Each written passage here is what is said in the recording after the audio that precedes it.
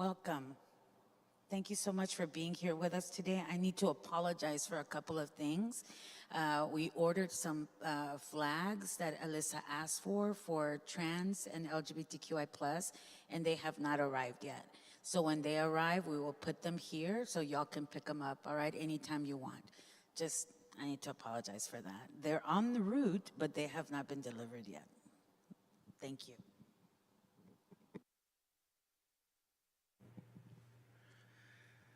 Good afternoon, everyone. Well, everybody here, I think, pretty much knows me. I'll still give a little bit of background. I'm Alyssa Marino Medina. I am a first-year student here at Union working on an MDiv in Buddhist and interreligious engagement. Needs to be closer.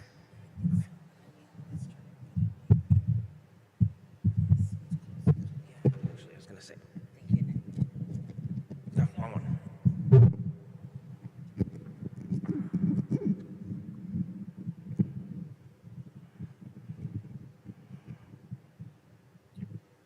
Thanks. Is this better?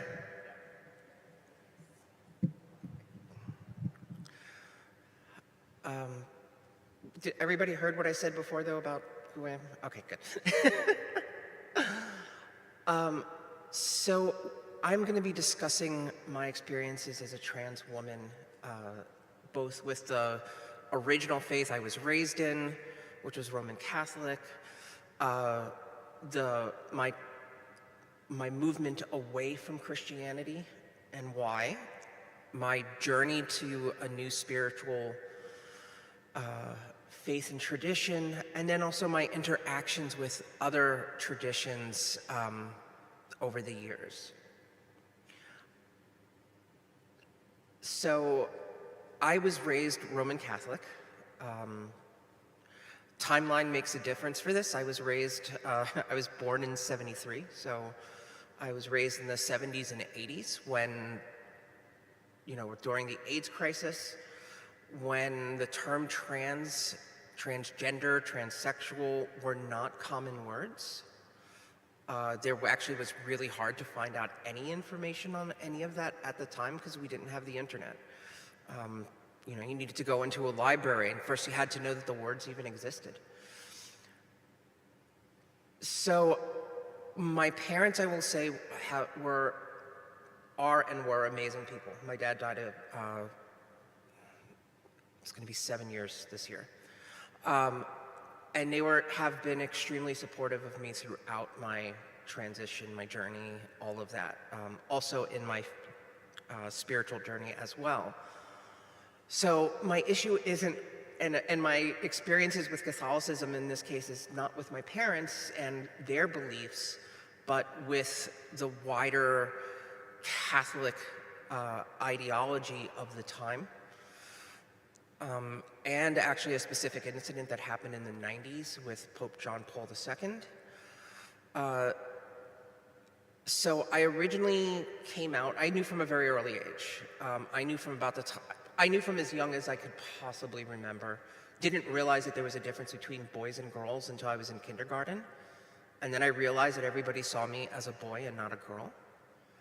And I was like, oh, this is okay. And of course, then I was forced into boy roles in school, even though that was not what I wanted or what I was comfortable with. I came out to my mother when I was 8. So you're talking 1981. Sent to a therapist who did a really poor job when I was 10, and unfortunately wound up not trusting my mom for like the next 10 to 11 years.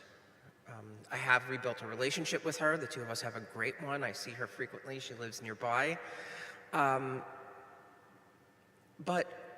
my parents sent my brother and I to what's called CCD. It's catechism classes for children who are Roman Catholic but don't go to a Catholic school. And it was in those classes that I was first told that if I pray hard enough, God would grant my wish or my desire. And I spent my entire childhood and much of my adulthood until I transitioned praying and crying every night in bed that I would wake up female or that I just wouldn't wake up. And this is unfortunately an experience I have, after talking to many other trans people, is a very similar experience. Nothing was ever specifically said when I was a child within the church about trans, because obviously, again, it wasn't something that was common. The Catholic Church didn't speak out, or at least my parents' church didn't speak out about anything when it came to homosexuality. That was just, I guess, because it was in the news enough, they didn't feel the need to say anything. So when I was 20, or almost 20, I was 19, I came out to my wife, because I got married young. And part of the reason I came out was because one of her best friends came out as trans, female to male. And it was the first time I'd actually met another trans person. And this person was somebody I had known since about 2nd grade. So we'd actually been friends and playground mates before that. And to this day, we still joke about it must have been something in the water, the fact that we went to the same school, we both were trans, and considering the percentage of the population, it seems really weird that two people that are less than a year apart in age who knew each other would turn out to both be trans. So initially I decided that I did want to transition. And unfortunately, when I spoke to my parents and my brother and my wife, they were all just like, no, we don't want you to transition. It's not that they weren't accepting of it, it's that they were afraid. They were afraid of the unknown. And so for another couple of years, I didn't transition. Then, all this time, I was starting to see a gender therapist in college. Once I came out to my ex-wife, I realized I needed to see a therapist. And eventually my ex-wife and I broke up because of the trans issue, because I was trans and she was constantly afraid that I would transition, and there were multiple misunderstandings between me, her, and some of her friends in terms of me being trans. We still talk to this day, so I still have a good relationship, but she didn't want to stay married to somebody who was trans, and I could understand that. So over the next 2 years, I decided to transition. During this time is when I also left Catholicism. And that happened because in the mid-90s, and I don't remember the exact year, Pope John Paul II went to a prison in northern Italy. And when he was at that prison, he gave absolution to all the people in there that had killed other people. Whether it was manslaughter, murder, whatever, doesn't make a difference. That same day, he went back to his papal throne, and from there announced that all homosexuals are going to hell. And it was at that moment that I'm like, I'm done. In a religion that preaches peace, that preaches love and acceptance, the fact that the leader of the Catholic Church said that all homosexuals were going to hell after giving absolution to people who killed others, I thought was a travesty. I felt I couldn't be part of that anymore. I did look at other Christian traditions. Because this was the 90s and there wasn't internet, everything I found was, and read, and my experiences were that queer people were not really accepted. It didn't make a difference whether you were trans, gay, lesbian, bi, it just wasn't accepted. I also was fortunate enough, though, to have a mentor in college. So I went to college for civil engineering, and I did graduate, and I was a practicing engineer before coming here to divinity school. At the school, we had 2 chaplains that ran a program called First Tuesdays. And in that, we would sit down and have spaghetti for dinner and watch a Star Trek movie, and I'm talking original series, and then we would have a discussion about the ethics in that show. in that particular episode. And it was not an ethics that was ever tied to religion and morality. It was just the ethics of decision making and what happened in the show. And he knew that I was having difficulties with my Catholic faith, and yet he didn't know that I was trans, he didn't know that I was queer in any way, shape, or form, and yet he told me to hold on to my spirituality because he noticed that I was a very spiritual person. And he said, read, find out as much as you can about other religions. You know, read other versions of the Bible, you know, look at Christianity, you know, overall, look at Judaism. And he's like, you do not have to stay Christian. Just don't lose that spiritual core that you have.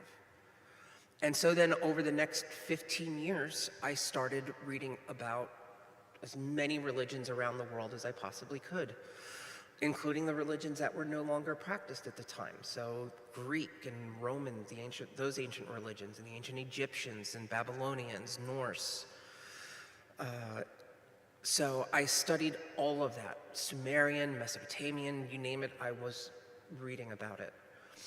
And on that journey, the first part was eventually feeling like Christianity wasn't the place for me, not because of the teachings within the Gospels, but because of the religious establishment and their treatment towards people that were other. Especially within conservative communities that were using the same language that they used against the civil rights movement, that they used to support slavery, that they then were using for the queer community as a whole, are now using for the trans community. And I just felt that was it. And it was hard because, like I said, I really did believe in those teachings in the gospel. So then I started looking at Judaism, felt it wasn't the right path for me, even though within Judaism, they actually, within the Talmud and within rabbinical scholars, they actually talk about somewhere between 6 and 8 genders. I looked at Islam. Again, it just didn't feel like the right fit. The most interesting thing that I did find at that time was the fact that Iran in the late 80s had said that trans people could have surgery, that they needed to correct their bodies so that way they felt comfortable in it. It was the first country in the world to actually not only accept, but pay for that surgery. So the fact that in a country, the United States, where at the time, and as we still are, we demonize Iran, we frequently demonize Islam, and yet the first country in the world to actually accept that trans people needed that type of medical care was a Muslim country. But again, for me, that just wasn't the right fit. It just didn't quite work with what I was looking for. And again, I was also concerned about the structures of religious establishments. So I continued on my journey, and I started looking at the neo-pagan faiths, and was eventually drawn to Wicca.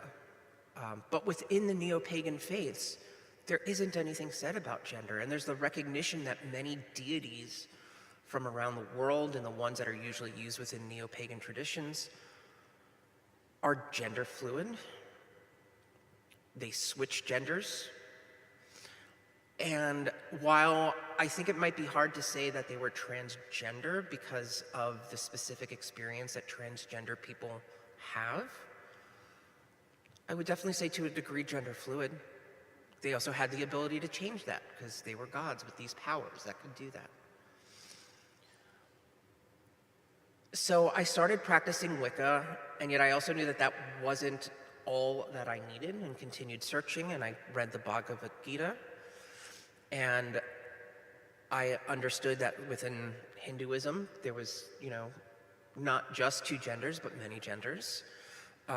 Within Hinduism, there is the Hijra, who are people, they are trans women, and once a year, and I forget for the duration, I forget whether it's a week or longer, where those women are considered high priestesses and are worshipped during this period of time in India.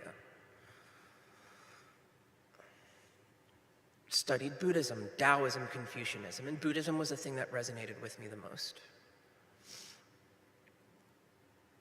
And yet I still found some difficulty within Buddhism because within Buddhism it's frequently, homosexuality is kind of frowned upon.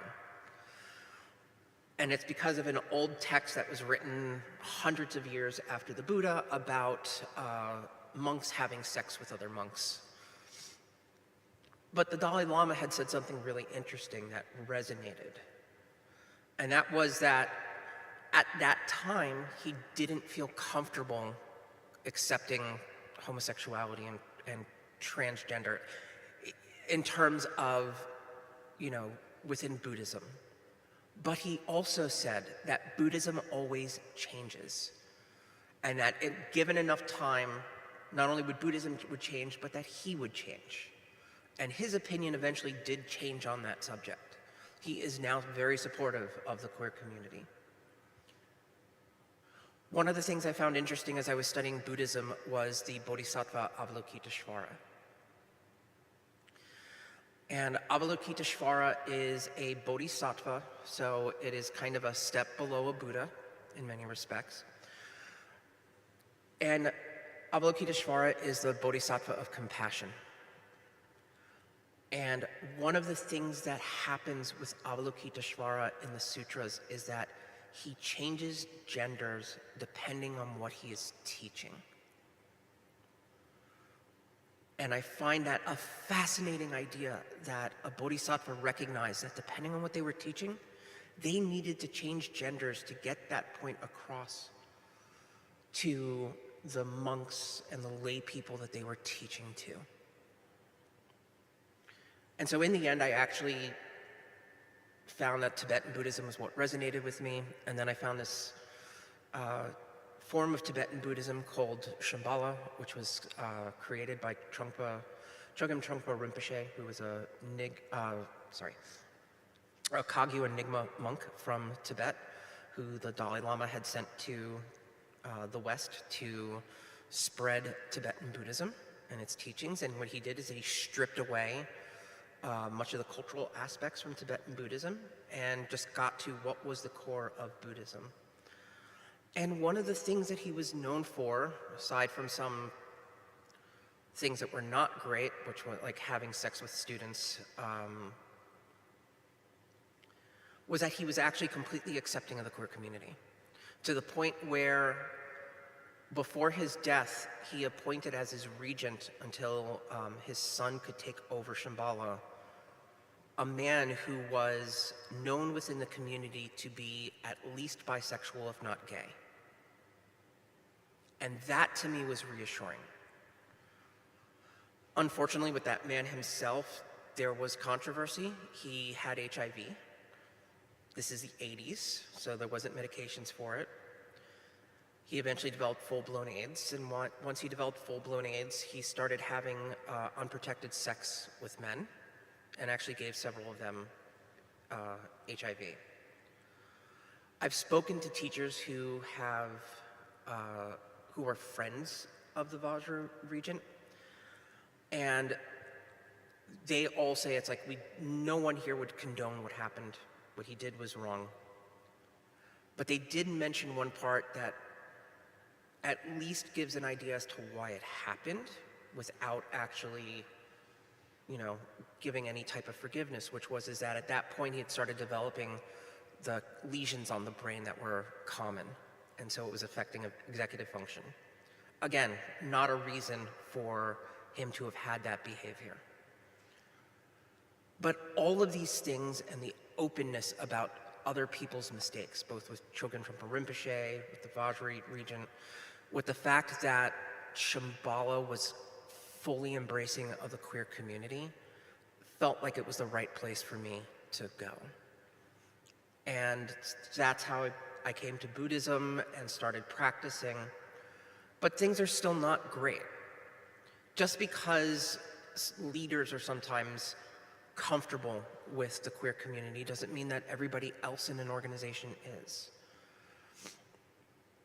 So for many years when I was living in Boston, I used to do speaking engagements on queer issues. I was part of an organization called Speak Out, which was an LGBTQ speakers bureau. And we would go to churches and schools, businesses, nonprofits, and we would talk about our gender identity, our sexual identity, and then leave it open for questions.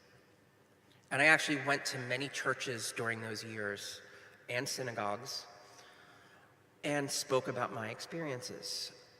I went to UU churches to both talk to what's called OWL, which is Our Whole Lives, which is a program that UU churches have for, I believe it's ages 10 to 12, if I remember correctly, where they actually are teaching these kids about gender and sexuality. And so they had us come and speak. They also had a program at the time called Opening Communities, which was meant to teach leadership in the community about the LGBT community. And we went and spoke to that. And again, people asked questions, and some people were resistant, and some people didn't understand, and other people were accepting. And each time there was always resistance.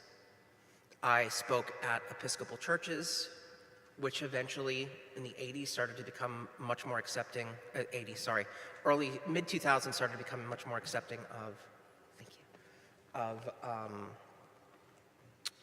the queer community, and are now become much more accepting of the trans community. Still not perfect. The Catholic Church has unfortunately not moved much. Pope Francis at least, felt that trans people shouldn't be attacked, they should be loved. Never came out right and said that he was okay with it. Didn't say he wasn't okay with it. Did direct priests that it was okay for them to bless marriages, same-sex marriages. So that was also really good. But I always felt he didn't do enough before his death. And I'm waiting to see what the current Pope Leo is going to do. Throughout these years, I've had multiple experiences with people of faith and their understandings. Frequently, what I've found is that when they meet and talk to a trans person, they're able to sit down with them, they start to come to a better understanding of what being trans is. I think now the issue we're running into is an erasure of trans history, and that's now what's causing a lot of the issues within the United States and, of course, within the conservative Christian communities within the US. We forget that in the early 1930s, after the rise of Hitler in Germany, that among the first groups that he went after was the queer community. And the first books that the Nazis burned were from the Institute of Sex in Berlin, which was the first research center on gender and sexual identity in the world. He had been doing that work and compiling that for about 10 to 15 years at that point. Transgender surgeries, what we think of today as gender confirmation surgeries, were being done at that time. We know that at least in the 1920s, that surgery was specifically for male to female, was being done and was successful. We forget that cultures around the world have had more than just two genders. We know that the Romans and Greeks did, partially because there is the god Hermaphrodite, which is where we get the term hermaphrodite for, which is a word that's usually not used anymore, except in reference to that deity. But it was basically what we would consider intersex today. The god Dionysus in Greek mythology changes genders. It's said that also so did Hermes and Apollo. We know in Norse mythology that Loki changed genders.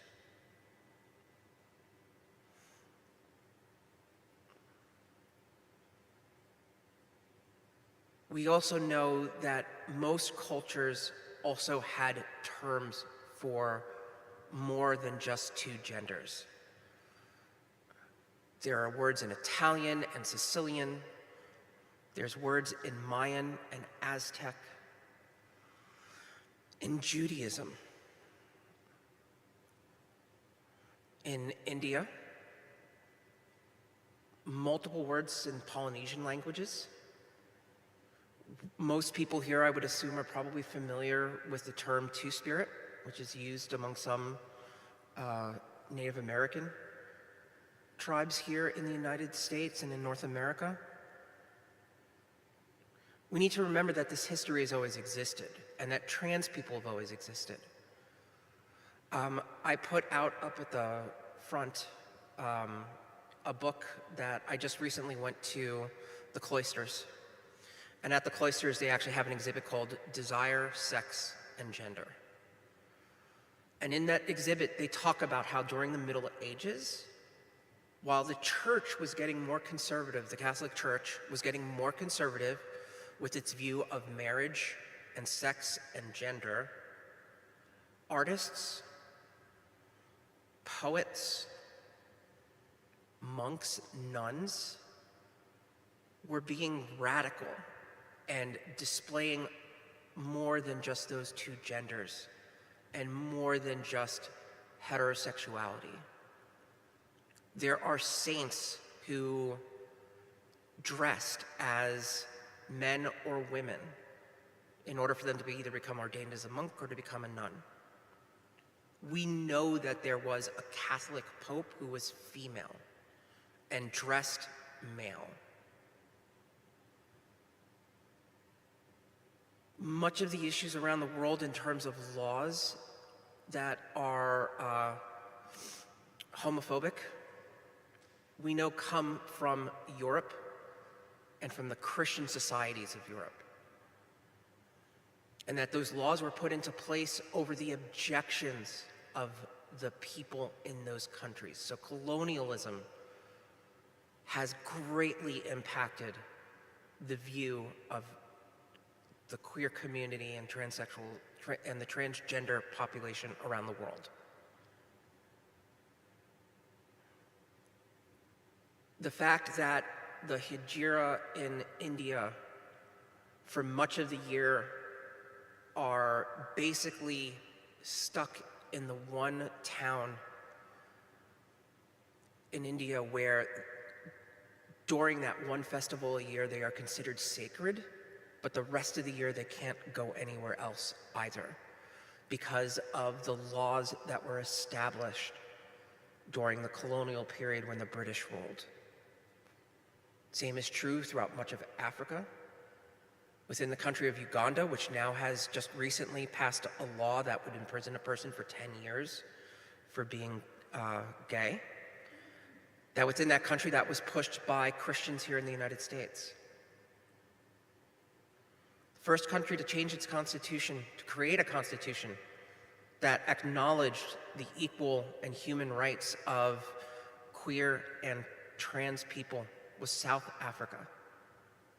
And while there are still issues there, because my brother lives there with his husband, and they've had occasional difficulties with official documents, they have been trying, and other places in the world have been. Unfortunately, the United States is one of the last ones to come to this. Going back to my religious experiences, though, and a little bit pulled back from the current politics of the world. Very early on, as I was reading through the versions of the Bible that are usually used against the queer and trans community, I realized two things. Context matters, as much of us already here know, because frequently it's just individual lines that are used against queer and trans people that have been used. Currently, they're using them against people who get SNAP benefits. They've used them against the poor. In every instance, it was taken completely out of context. And when the context is revealed, it is always the opposite. The other thing I learned was that translation matters. The best example I would always say is Sodom and Gomorrah, where at some point in the Bible, the word homosexual was put in as for one of the reasons why God destroyed Sodom and Gomorrah. That word didn't exist. The concept of that time of homosexuality was very different. The true meaning is believed to actually be hospitality. And yet, because of mistranslations, people use that as a means to say God was against homosexuality. And yet we depict angels frequently as being androgynous. In Buddhism, most statues of representations of the Buddha and the various bodhisattvas are androgynous. They only tend to have more of a specific gender when they are paired with their consorts. Because then it's then reaching something else. It's talking about the differences between masculine and feminine, but not in a Western way, but within a Buddhist way, which has more to do with action and non-action.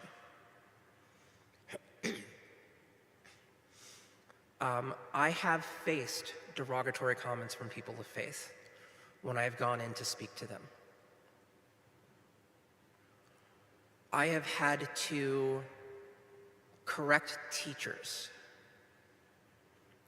within Buddhism, within Christianity, within a number of faiths for misusing the term transgender.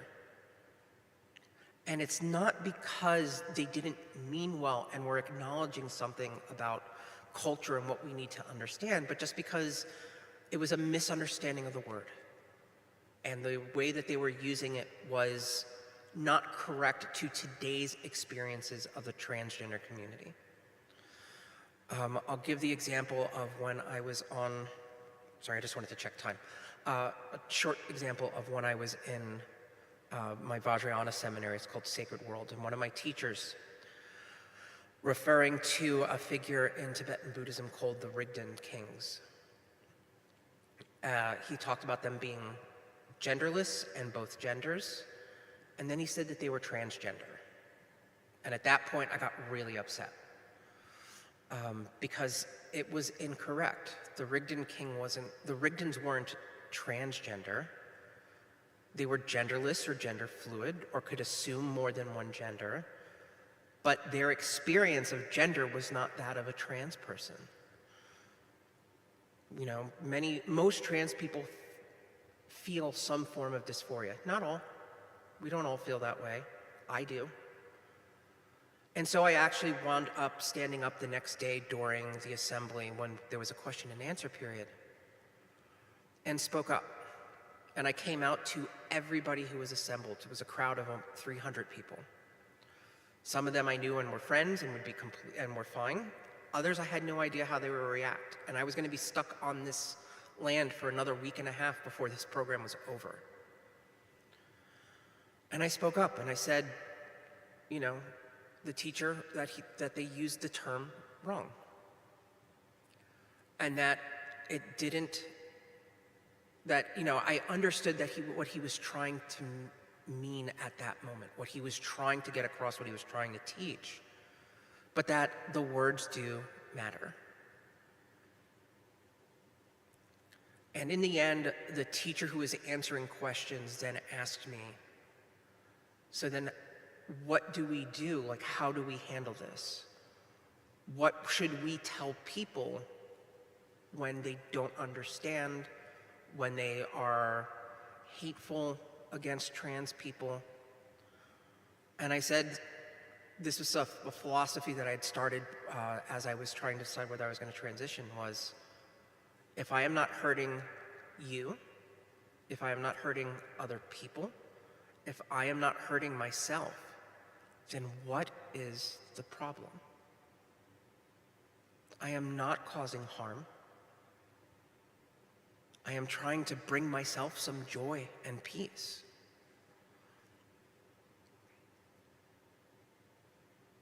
And so with that, I want to bring up 3 quotes to end our time here.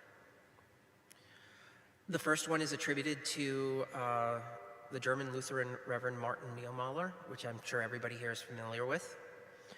In Germany, the Nazis first came for the communists, and I did not speak up because I was not a communist. Then they came for the Jews, and I did not speak up because I wasn't a Jew. Then they came for the trade unionists, and I did not speak up because I wasn't a trade unionist. Then they came for the Catholics, and I did not speak up because I was a Protestant. Then they came for me, and by that time, there was no one left to speak for me.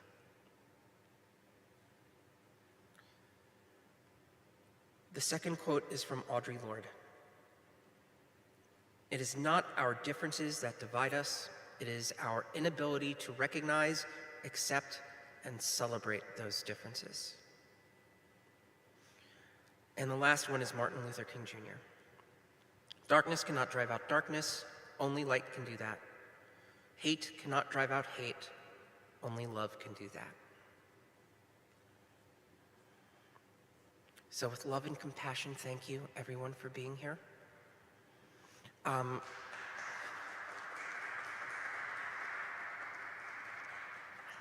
If anybody wants to ask me questions about my experience or anything, feel free. I do have to make sure I leave here by